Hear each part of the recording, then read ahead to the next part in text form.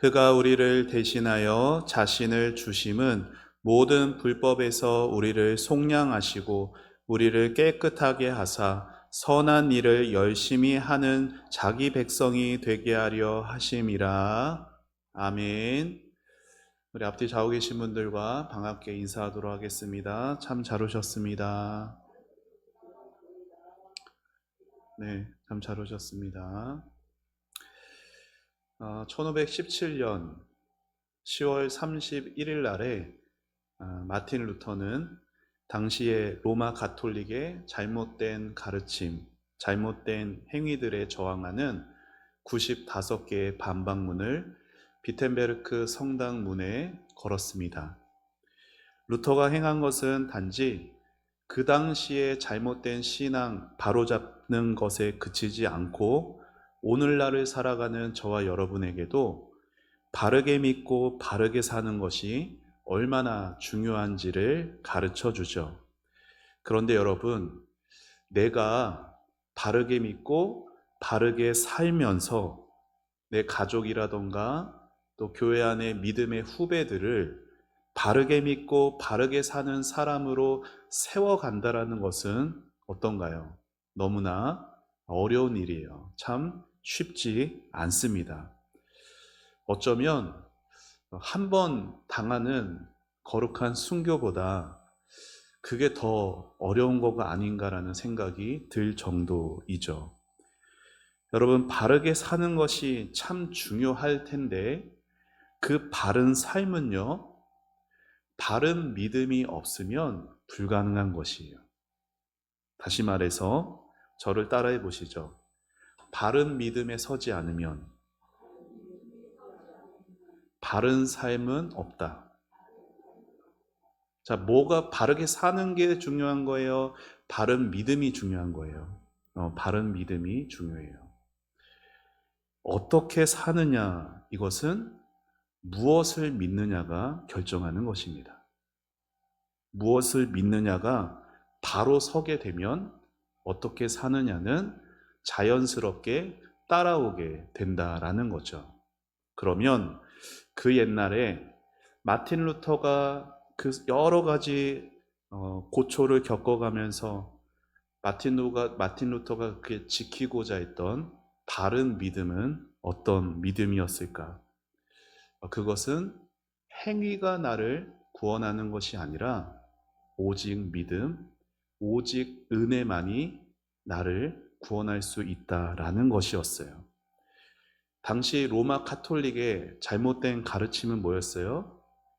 행위가 나의 구원의 보탬이 된다라는 것이었죠. 예를 들어 예수님이 여러분을 구원하실 때 예수님이 한 절반을 제공해 주시고 여러분이 거기에 한 절반을 보탤 수 있다면 여러분이 받은 구원은 어떤 구원이 될까요? 좀 우리가 하나님 앞에서 좀 그래도 나 열심히 신앙생활 잘해서 내가 구원받는데 좀 어느 정도 보탬이 됐다면 우리가 하나님 앞에서 조금 더 체면이 설 수 있게 되지 않을까요? 그런데 초대교회 때는요, 성령의 도움이 없어도 인간의 그런 선한 자신의 의지를 가지고 얼마든지 구원받을 수 있다라고 가르쳐온 이단이 있었습니다.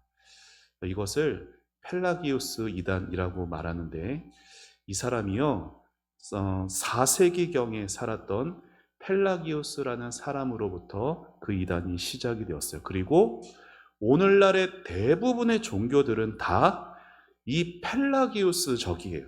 자, 무슨 말이냐? 다 이 세상에 있는 종교들은 자신의 행위를 의지합니다. 그래서 내가 이 땅에서 좀 착하게 잘 살았으면, 내가 이 땅에서 좀 제대로 살았으면 천국이 있다면은 천국에 갈 것이고 극락이 있다면은 극락에 가는 거예요. 내가 잘만 살았으면요, 거기가 어디가 됐든 좋은 곳으로 갈 거라 믿는 거죠. 여러분, 이게 오늘날 사람들 안에 있는 종교심들이에요.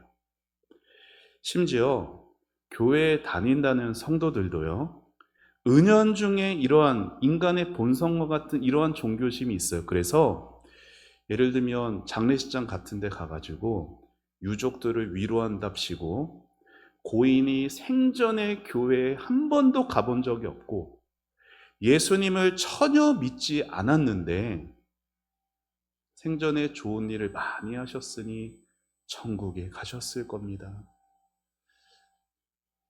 여러분, 이거는 거짓말하는 거예요.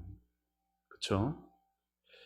여러분, 우리는 내 기준에서 좋은 일에서 좋은 곳에 갈 수 있는 존재가 아니라 좋은 일의 기준은 누가 정하는 걸까요? 하나님이 정하시는 거예요. 그래서 하나님이 원하시는 기준의 좋은 일을 해야 할 텐데 우리는 그런 존재가 아니다라는 거예요. 인간은 모두 태어나면서 뭘 가지고 태어나느냐? 이 안에 죄의 공장을 가지고 태어납니다. 죄의 뿌리를 가지고 태어나요. 하나님이 엄연히 살아 계시는데 그 하나님이 나를 분명히 만드셨고 하나님께 창조된 나는 반드시 하나님을 섬기며 살아가야 함에도 불구하고 내 인생에서 내가 하나님 자체를 없애버립니다. 그리고 누가 하나님이 될까요? 내가 하나님이 돼서 내가 원하는 삶, 내가 원하는 방식으로 내가 원하는 목적을 위해 살아가는 거예요. 여러분, 이게 바로 죄의 몸통이고 죄의 뿌리인 것입니다. 여러분, 지옥은요, 저를 따라해 보시죠. 지옥은 죽어서만 가는 곳이 아니다. 지옥은요, 죽어서만 가는 곳이 아니에요. 이 땅에서도 어떤 삶이 지옥과 같은 삶일까요? 너무 가난한 삶, 너무나 막 몸이 너무 아픈 삶, 너무나 괴로움이 많은 삶. 이 땅에서 지옥과 같은 삶은 하나님 없는 삶입니다. 하나님 없는 삶 그 자체가 이 땅에서 지옥을 맛보며 사는 것이요. 그렇기에 내 선행으로 얼마든지 구원을 얻을 수 있다라고 그렇게 믿는 것은요, 죄인된 자기 자신을 몰라도 너무나 모르는 행위예요. 그런데 성도들도 그런 착각을 하죠. 내가 죄인인 것은 인정하지만 내가 그래도 지옥에 갈 만큼 나쁜 죄인은 아니다라고 생각하는 성도들이 적지 않아요. 그러나 그건 사실이 아니에요. 왜냐하면 우리가 지은 몇 가지 그런 도덕적인 잘못 때문에 죄인이 되는 것이 아니기 때문에, 같은 원리로 우리가 이 땅에서 몇 가지 잘한 그 착한 선한 행실 때문에 우리가 선한 사람이 되는 것도 아니다라는 거예요. 아까 말씀드린 것처럼 죄를 죄로 규정하시는 분은 누구? 하나님. 선을 선으로 규정하시는 분도 하나님이십니다. 그 하나님이 저와 여러분에게 이렇게 요구하시는 거예요. 마태복음 5장에 있는 말씀 같이 읽어봅시다. 시작. 그러므로 하늘에 계신 너희 아버지의 온전하심과 같이 너희도 온전하라. 여러분, 하나님의 기준은 뭐냐? 완벽함이에요. 온전하심. 완전한 선행할 수 있는 사람이 이 땅에 있을까요? 없다라는 거예요. 우리 모두 다 죄의 인질로 잡혀 있었어요. 죄의 인질로 잡혀서 한평생을 자유 없이 살다가 언젠가 그 인질범에게 끔찍한 죽음을 당하고 마는 것이 우리의 운명이었죠. 그런데 하나님이 그 인질범에게 잡혀있던 우리의 몸값을 친히 대신 지불하시고 우리에게 자유로 풀어주시기 위해서 사람의 몸을 입고 이 땅에 오셨고 십자가에 피 흘려 죽으심으로 그 몸값을 친히 다 지불해 주신 것입니다. 오직 예수님이 대신 지불하신 그 몸값, 그것 외에는 우리가 구원 얻을 길이 없다라는 거예요. 따라서 행위로 구원받는다라는 그 생각, 그 믿음은 아주 잘못된 것이죠. 저를 따라해 보시죠. 오직 은혜. 오직 예수님의 은혜. 이것만이 우리를 구원할 수 있습니다. 마틴 루터는 이 오직 은혜, 오직 믿음의 진리를 지키기 위해 얼마나 고생을 많이 했는지 몰라요. 그런데 여러분, 오늘날을 살아가는 우리의 믿음의 문제는 사실 루터 당시의 문제였던 행위로 구원을 얻으려는 것이 아니에요. 오늘날의 문제는 뭐냐면 오히려 그 반대예요. 뭐냐? 오늘날 많은 성도들은 행위로 구원을 얻을 수 있을 거라는 것에 대해서는 자유합니다. 오직 은혜에 대해서 너무나 인정을 잘해요. 그런데 그쪽으로 또 너무 간 나머지 뭘 믿냐면은 행위 없는 믿음을 믿습니다. 행위 없는 구원을 믿습니다. 이게 무슨 말이냐면 이런 거죠. 자, 예수를 믿었어요. 예수님이 나의 주님이세요. 예수님 나를 구원하실 나의 유일한 구주이십니다. 자, 그것을 믿으면은 구원의 은혜가 옵니까? 안 옵니까? 그냥 아니 틀려도 돼요. 뭐 틀리면 누가 뭐 꿀밤 나지나? 자, 예수님은 나의 구주이십니다. 예수님 나의 구원자로 믿으면 저는 오직 은혜로 구원을 받습니다. 그러면 구원 받아요, 못 받아요? 받아요. 구원 받아요. 그런데 내가 그렇게 천국행 티켓을 따 놓았으니 그게 끝이라는 거예요. 이게 오늘날 믿음의 문제예요. 구원 받는 것은 필수인데요. 선하게 사는 것은 선택이라는 겁니다. 실제로 많은 성도들이 내가 그래도 범죄자에 들지 않으면, 경찰서에 붙잡혀갈 나쁜 짓만 안 하면 나는 그래도 꽤 괜찮은 그리스도인이라 생각합니다. 여러분, 구원받은 저와 여러분은 법 없이 사는 사람이 되는 것이 목표가 아니에요. 경찰서에 붙잡혀가지 않을 정도의 그 정도의 선함만 있으면 되는 게 우리의 신앙의 목표가 아니다라는 겁니다.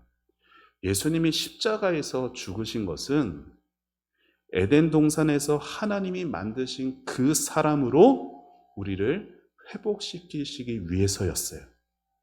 하나님은 예수님이 우리 안에서, 예수님이 우리와 함께 살아가실 때, 그래서 예수님 때문에 우리 안에 거룩한 선한 삶의 열매들이 맺어지기를 하나님은 바라시고 꿈꾸시면서 우리를 구원하신 것이에요. 따라서 구원받은 하나님의 자녀로 선을 행하며 살아가는 것은 여러분 선택일까요? 필수일까요?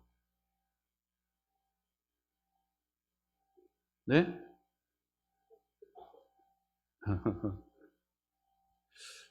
이렇게 다시 해야 되나? 네. 필수예요, 필수. 네. 근데 오해하시면 안 돼요. 제가 지금 선한 행실이 없으면 구원 못 받는다라는 게 아니에요. 하나님은 오직 은혜로 구원하십니다. 그런데 하나님이 왜 구원하셨는지 그 하나님의 마음을 아셔야 한다는 거예요. 하나님이 왜 구원하셨다고요?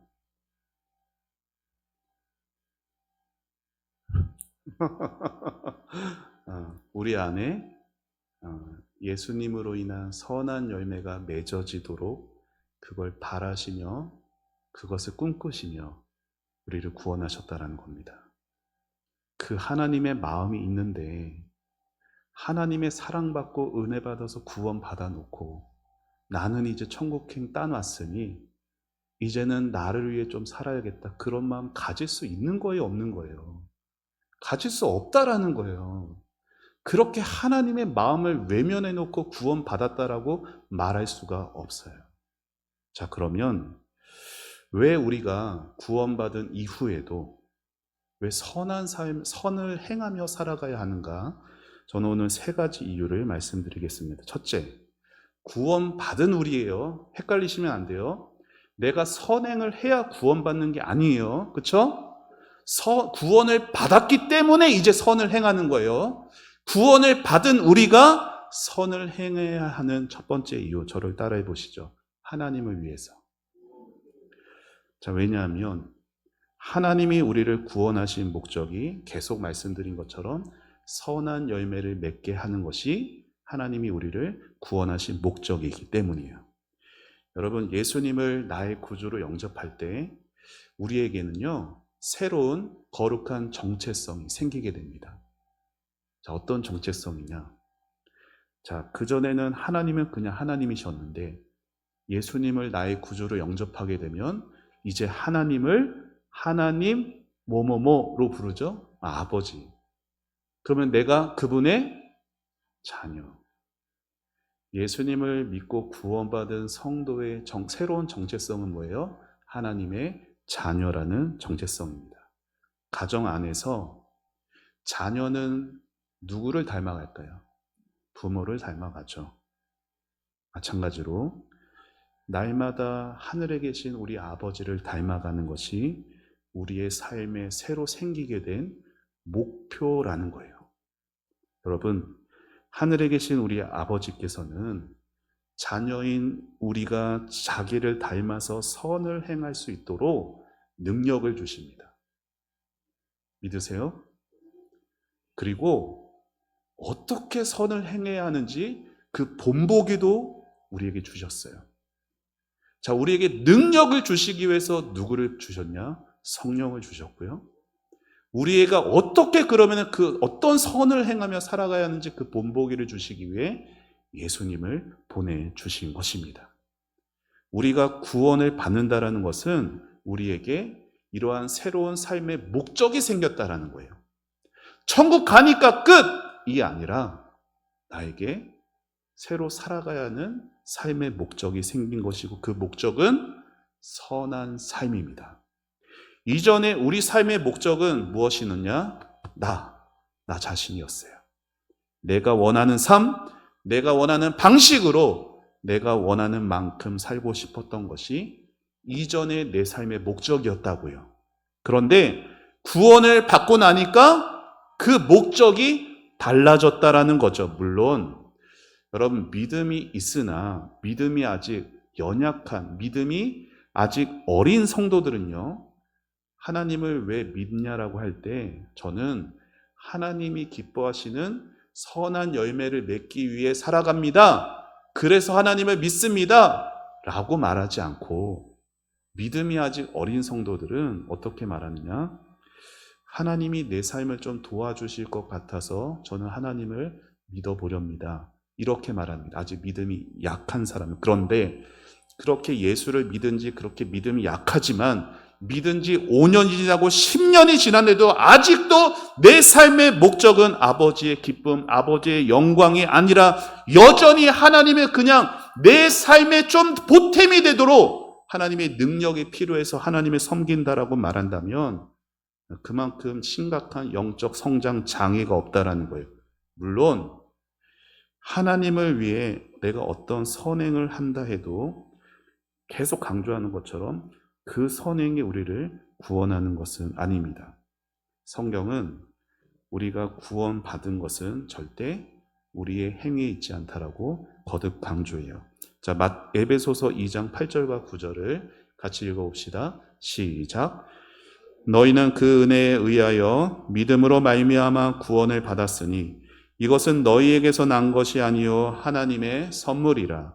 행에서 난 것이 아니니 이는 누구든지 자랑하지 못하게 함이라.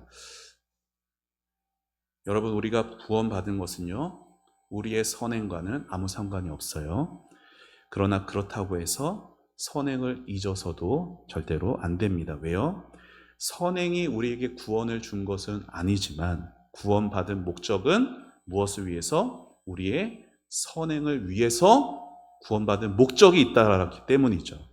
자, 이것이 9절 읽었는데 행위에서 난 것이 아니다라고 말한 10절에서 뭐라고 말하느냐? 10절 읽어봅시다. 시작. 우리는 그가 만드신 바라 그리스도 예수 안에서 선한 일을 위하여 지으심을 받은 자니 이 일은 하나님이 전에 예비하사 우리로 그 가운데서 행하게 하려 하심이라. 선한 일을 위하여 지으심을 받았다라고 분명히 말하고 있어요. 자, 오늘 본문인 14절 다시 읽어보세요. 디도서 시작. 그가 우리를 대신하여 자신을 주심은 모든 불법에서 우리를 속량하시고 우리를 깨끗하게 하사 선한 일을 열심히 하는 자기 백성이 되게 하려 하심이라. 여러분, 성경에서 하나님이 왜 우리를 구원하셨느냐? 그 목적이 분명하게 나타나고 있습니다. 하나님이 왜 우리를 구원하셨느냐? 선한 일을 하기 위해서. 이것이 하나님이 본래 아담을 만드셨을 때부터 하나님의 마음이었다라는 것이에요. 자, 우리가 선을 행해야 되는 이유, 첫 번째는 누구를 위해서? 하나님을 위해서요. 자, 두 번째는, 자, 저를 한번 따라해 보시죠. 나 자신을 위해서. 자, 선을 행하며 살아가는 것이 어떻게 나 자신을 위한 거가 될 수 있는가? 여러분, 우리가 이 땅에서 선한 일을 열심히 행하며 살아갈 때 우리에게 큰 확신이 주어집니다. 그게 뭐냐면 예수님이 내 안에 계시는 게 느껴져요. 우리가 다른 사람을 위해서 뭔가를 희생하게 될 때 예수님이 나를 위해서 희생하셨던 그 사랑이 느껴지고요. 예수님이 내가 다른 사람을 위해서 발을 닦기 위해 무릎을 꿇고 겸손의 모습을 보일 때 예수님이 제자들의 발을 닦기 위해 무릎 꿇으셨던 예수님이 내 안에 계시다는 것이 느껴집니다. 여러분, 예수님이 말씀하셨어요. 자, 요한복음 15장 같이 읽어봅시다. 시작. 나는 포도나무요 너희는 가지라. 그가 내 안에 내가 그 안에 거하면 사람이 열매를 많이 맺나니 나를 떠나서는 너희가 아무것도 할 수 없음이라. 자, 너희는 뭐예요? 가지. 열매는 어디에 열립니까? 열매는 어디에 열려요? 나무 안에서. 나무에서 열매는 어디에 열리죠? 가지에 열리죠. 포도나무는 잘 못 보셨죠? 제가 예전에 화면 보여준 적이 있는데 포도나무는 나무가 하나 이렇게 가운데 있으면요, 그 줄기가 쫙 펼쳐집니다. 되게 그 가지가 되게 많아요. 잎사귀들도 많죠. 그런데 그 잎사귀에 가지가 가려져 있어서 가지가 있나 없나, 그 가지가 나무에 붙어 있나 안 보여도 그 포도송이가 그 가지에 매달려 있다라는 것을 보면 아, 이 가지 지금 나무에 붙어 있구나 알 수 있어요, 없어요? 알 수 있다라는 거예요. 마찬가지로 우리 삶의 선한 열매는 나라는 이 가지가요, 예수님이라는 그 나무에 붙어 있다라는 확실한 증거가 된다라는 거예요. 물론 저는 여기 있는 이제 어머니들께서는 아이들을 낳으셨잖아요. 이제 아기를 임신을 해가지고 임신 개월수가 이제 시간이 흐르면 배가 불러오죠. 그러면은 내 뱃속에 아이가 살아있다라는 것을 어떻게 확신합니까? 뭘 느끼면? 태동을 느끼면.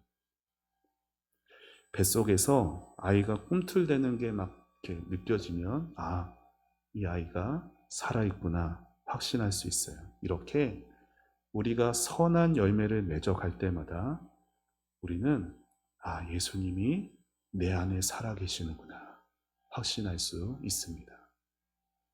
그래서 우리는 우리 자신을 위해서 선을 행해야 하는 것이에요. 물론 오해하지 마셔야 할 것은 삶의 선한 열매를 맺는다는 것이 내가 예수님 나무에 붙어 있다라는 것은 맞아요. 맞는데 그렇다고 100% 도덕적으로 완벽한 사람만 예수님께 붙어 있다라는 말을 드리는 것은 아닙니다. 선한 열매라는 것은 실제로 내가 남을 돕는 어떤 그런 행동만 말하는 게 아니라요. 저를 따라해 보시죠. 감사의 마음, 사랑의 마음, 돌이키는 마음, 이것 모두가 선한 열매예요. 그래서 감사도 없고, 선한 어떤 행위는 고사하고 감사도 없고 돌이키는 마음도 없다면 애초부터 내가 예수님께 안 붙어 있었을 수도 있어요. 물론 신앙생활 하다가 영적으로 많이 아프고 영적으로 되게 심하게 병이 들면요, 일시적으로는 안 붙어 있는 것처럼 보일 수 있어요. 하지만 시간이 계속 흘러도, 은혜를 계속 받아도 전혀 진전이 없다면 그 끝에 가서 알 수 있는 거예요. 예수님께 붙어 있지 않았구나. 여러분, 은혜로 구원받은 저와 여러분 안에는 무엇이 있느냐? 예수님의 생명이 있습니다. 우리의 생각과 마음과 우리의 손과 발을 통해 선한 열매를 맺는 삶은 우리 안에 있는 예수님의 그 생명을 확인하고 확신해서 어떻게 살까요?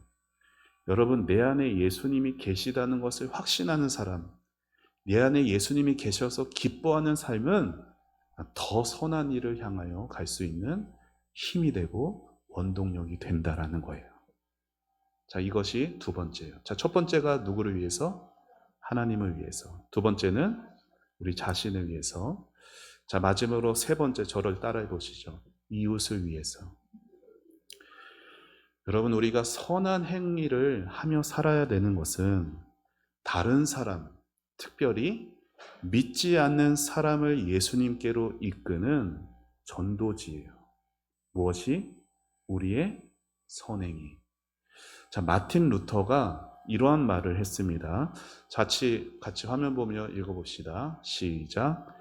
하나님은 우리의 선행을 필요로 하지 않으신다. 우리의 선행을 필요로 하는 것은 하나님이 아니라 우리의 이웃이다. 자, 이웃을 가족이라는 말로 다시 읽어봅시다. 시작. 하나님은 우리의 선행을 필요로 하지 않으신다. 우리의 선행을 필요로 하는 것은 하나님이 아니라 우리의 가족이다. 여러분, 태국에 유명한 과일 중에 하나가 있는데, 태국에 가면요, 그 대중교통 같은 곳에, 아니면 호텔 같은 곳에 이러한 팻말이 붙어져 있다고 합니다. 사진을 보여주시죠. 노 스모킹, 무슨 뜻일까요? 금연입니다. 이건 세계 어딜 가나 대부분 붙어 있겠죠. 근데 희한한 게 그 옆에 하나 더 있어요. 저기 뭔지 아세요? 노 두리안. 두리안이 뭔지 아시나요? 열대 과일이에요. 근데 두리안이요, 되게 맛이 있는데 그 냄새가 아주 시궁창 냄새가 납니다. 그래서 뭐 지하철에도 이렇게 붙어져 있고요.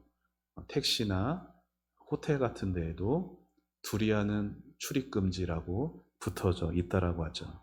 왜일까요?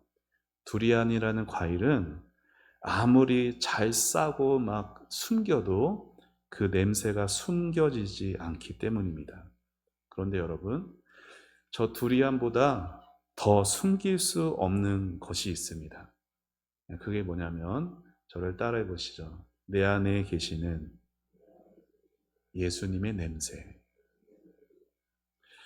자, 성경은 이렇게 말합니다. 고린도후서 2장 같이 읽어봅시다. 시작. 우리는 구원받는 자들에게나 망하는 자들에게나 하나님 앞에서 그리스도의 향기니. 자, 우리는 뭐라고요? 빨간색. 우리는 그리스도의 향기입니다. 자, 서로 한번 보시며 이렇게 인사해 보시죠. 예수님 냄새가 많이 나네요. 인사해 볼까요? 네. 그러면은 숨길 수 없는 그 두리안이라는 과일보다 숨길 수 없는 예수님 믿는 성도에게서 나는 그 예수님 냄새란 어떤 냄새일까요? 그 냄새는 성령의 열매일 것입니다. 성령의 열매 뭐예요? 사랑과 희락과 화평과 오래 참음과 자비와 양성과 충성과 온유와 절제. 물론 그 정도의 차이는 있겠지만 이 열매들은요, 우리 안에서 나타나는 예수님의 향기입니다. 여러분, 우리가 살아가는 이 우리의 삶의 모습을 누가 볼까요?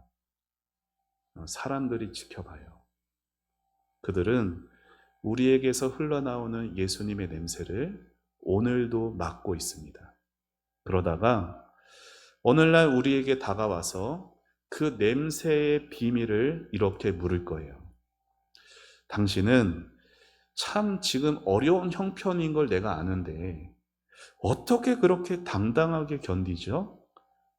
나 같으면 벌써 우울증에 걸려서 견딜 수 없을 것 같은데 당신은 어떻게 여전히 태연하게 그 일들을 이겨내고 있습니까?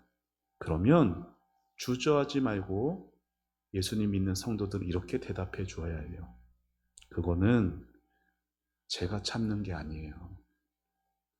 그거는 제가 이겨내는 것도 아니에요. 제 안에 계시는 예수님이 하시는 일입니다. 그러면은 그렇게 되물을 거예요. 그 예수님 나도 믿을 수 있을까요? 그럼요. 우리 함께 예수님 믿으러 갑시다. 여러분, 이게 전도의 방식이죠. 언젠가부터 전도라는 것이 그냥 어떻게든 선물 공세를 해가지고 교회 그 자리에 앉혀놓는 게 전도가 돼버렸어요. 영혼에 대한 사랑도 없는데 그 영이 맡아야 되는 냄새도 없는 채 그저 장사 속으로 어떻게든지 돈만 들여서 사람만 끌어다 앉히는 게 전도가 돼버렸습니다. 복음 전도는 반드시 저를 따라해 보시죠. 전도는 농사를 통해 이루어진다. 그게 무슨 말이에요? 전도에는 반드시 두 가지가 들어야 돼요. 하나는 내 인격과 삶에서 나오는 내 삶의 냄새와 그리고 그 영혼을 불쌍히 여기는 눈물의 기도. 두 가지가 뭐라고요? 내 인격과 삶에서 나오는 삶의 냄새 그리고 그 영혼을 불쌍히 여기는 눈물의 기도. 그 두 가지가 합쳐져서 한 사람이 주 앞에 나오게 되는 거예요. 자, 5월 달에 우리가 뭘 합니까? 새생명 축제를 합니다. 5월 달 안에 우리 안에 뭐가 필요한 거예요? 두 가지 말했잖아요. 뭐가 필요한 거예요? 네. 들으시면서 지금 여기 계시는 거죠? 자, 뭐가 필요한 거예요? 우리 삶의 뭐? 냄새. 누구의 냄새? 예수님의 냄새가 필요하고, 그리고 또 하나 중요한 게 뭐가 필요해요? 그 영혼을 어떻게 불쌍히 여기는 눈물의 기도가 필요하다고요. 새생명 축제 때 이 자리에 비어 있으면 뭐가 없었기 때문이에요? 우리의 삶의 냄새가 없었기 때문이고 눈물의 기도가 없었기 때문이에요. 새생명 축제는 돈 많이 들여서 어떻게든 사람들 끌어모으는 그 시간이 아니라 어떻게든 예수님의 냄새를 내려고 어떻게든 한 영혼을 품고 그 영혼을 위해서 눈물로 기도하는 그 농사의 결실이 이루어지는 시간입니다. 농사는요, 단번에 이루어지지 않아요. 농사에는 시간이 필요하고 인내가 필요합니다. 그것을 해보는 거예요. 어떻게 새생명 축제 한 번으로 완성될 수 있겠어요. 그렇죠? 믿지 않는 자들에게는 생명이 주어지는 축제이지만 예수를 믿는 저와 여러분에게는 우리 안에 예수님의 향기를 만들어내는 시간, 영혼을 품고 눈물로 기도하는 시간이기에 우리에게는 너무나 귀한 은혜의 시간인 것입니다. 여러분, 예수님께서 이렇게 말씀하셨어요. 5장 16절 마태복음 읽어봅시다. 시작.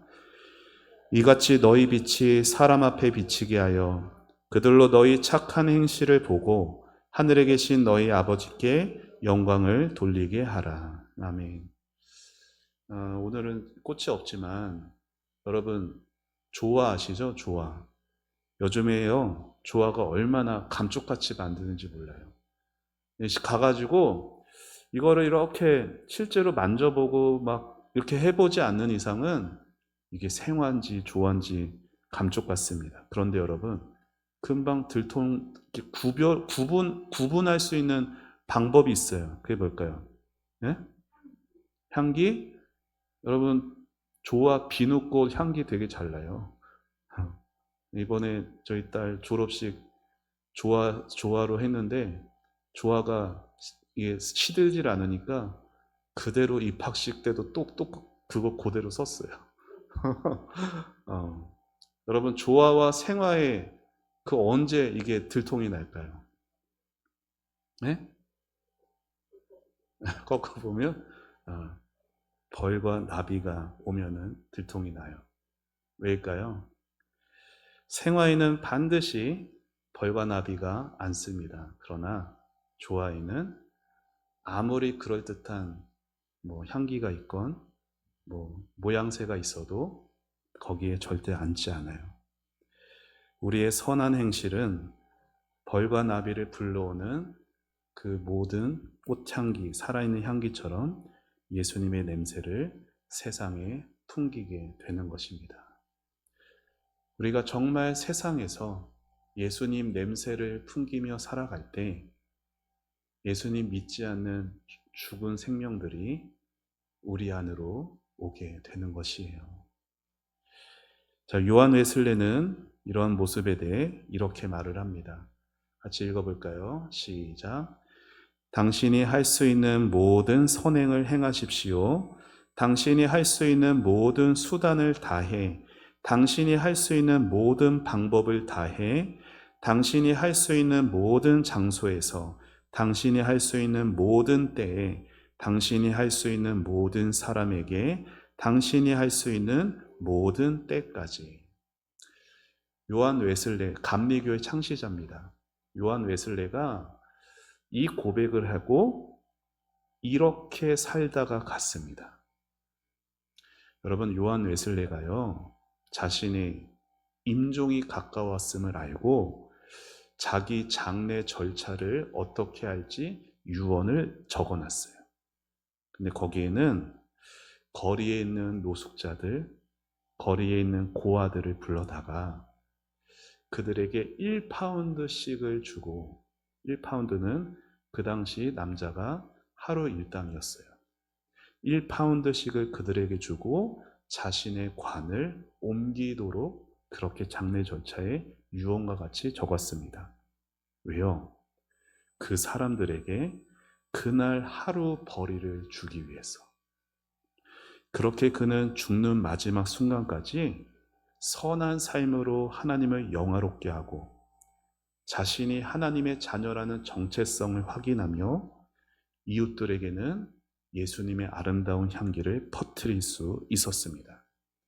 그의 삶은 오늘 하나님이 우리에게 이렇게 그의 삶을 통해 말씀하시는 것 같아요. 너도 요한 웨슬레처럼 선한 삶 살아줬으면 정말 좋겠구나.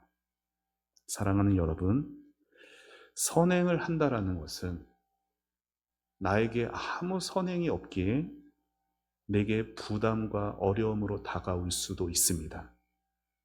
여러분, 그런데 기억하셔야 돼요. 선한 행실, 내 능력으로 되지 않습니다. 예수님 뭐라고 말씀하셨어요? 너희가 나를 떠나서는 아무것도 할 수 없다. 포도나무이신 주님의 말씀처럼 우리가 힘써야 할 것은 열매 맺는 게 아니에요. 우리가 힘써야 할 것은 뭐예요? 예수님께 붙어 있는 거예요. 이렇게 예배의 자리를 통해서 여러분이 개인적으로 말씀을 펴서 있는 그 자리를 통해서 여러분이 개인적으로 주님께 나아가는 기도의 무릎의 자리를 통해서 주님을 생각하고 주님께 집중하는 우리의 삶에 내가 아니라 내 안에 계신 주님이 조금씩 조금씩 하나님을 위한, 우리 자신을 위한, 이웃을 위한 선한 열매들을 맺어가게 하시는 것입니다. 이 선한 아름다운 열매로 하나님을 기쁘시게 하는 여러분의 삶이 되시기를 축복합니다. 이 선한 열매로 예수님이 여러분 안에 확실하게 계심을 확인하시고 여러분의 가족들, 여러분의 이웃들이 여러분의 향기를 통해 여러분의 그 눈물의 기도를 통해 주님께로 돌아오는 은혜가 2025년도 여러분 또 여러분의 가정 안에 충만하시기를 주님의 이름으로 축원합니다. 기도하겠습니다. 하나님 은혜를 감사합니다. 주님께서 우리를 구원하신 목적이 우리의 선한 행실을 보기를 원하신다라는 오늘의 가르침을 마음에 새기게 하옵소서.